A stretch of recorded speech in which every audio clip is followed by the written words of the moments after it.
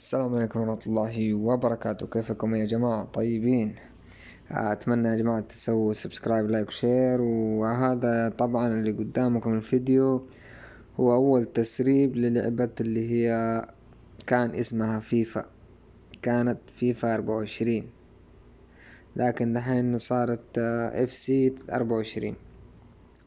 فهذا العرض الرسمي الحصريا دوبه نزل اليوم، وموعد إصدار اللعبة توقع 23 سبتمبر. طبعا الفيديو مشوق جدا. شوف كيف ما شاء الله الوضوح والجرافيكس، يعني اشياء ممتازة جدا. نصبر ونشوف ايش حيصير.